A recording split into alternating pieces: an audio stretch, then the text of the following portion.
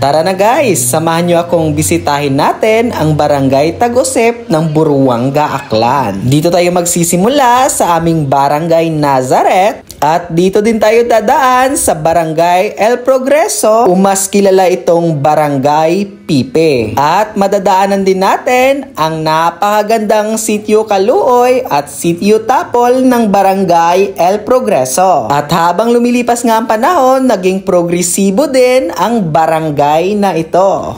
Sadyang napakaganda talaga gumala dito. Bukod sa malamig na hangin o preskong hangin, magaganda rin ang iyong matatanaw na tanawin. Katulad na lamang ng mga berdeng punong kahoy na nagpapalamig ng iyong paningin. Kung ikaw ay nature's lover, perfect ang lugar na ito para sa iyo. Dahil ang Barangay Tag-Usep ay isang magandang destinasyon para sa nagmamahal sa kalikasan. At napakaganda din ang lugar na ito para sa mga outdoor na gawain. Isa ito sa mga malayong barangay sa Buruanga, Aklan at bihira nga lamang ito mapuntahan lalo na noong panahong hindi pa uso o hindi pa ganun karami ang mga sasakyan. Pero sa panahon ngayon ay mabilis lamang itong puntahan. Dahil sa panahon ngayon ay sementado na ang kanilang kalsada at accessible na rin ito sa lahat ng klase ng mga sasakyan. Anyways, yung biyahe nga namin ay hindi man lang umabot ng 30 minutes bago kami makarating dito sa napakaganda at napakalamig na lugar ng Barangay Tag-Usep, Buruanga, Aklan. At itong barangay ang may pinakamagandang ilog sa bayan ng Buruanga. Ikaw ba ay nakapunta na dito? Aba, kung hindi pa, ano pang hinihintay mo? Tara na sa Barangay Tag-Usep, Buruanga, Aklan. Oh, sige, hanggang dito na lang ang ating mini video. Salamat sa panonood.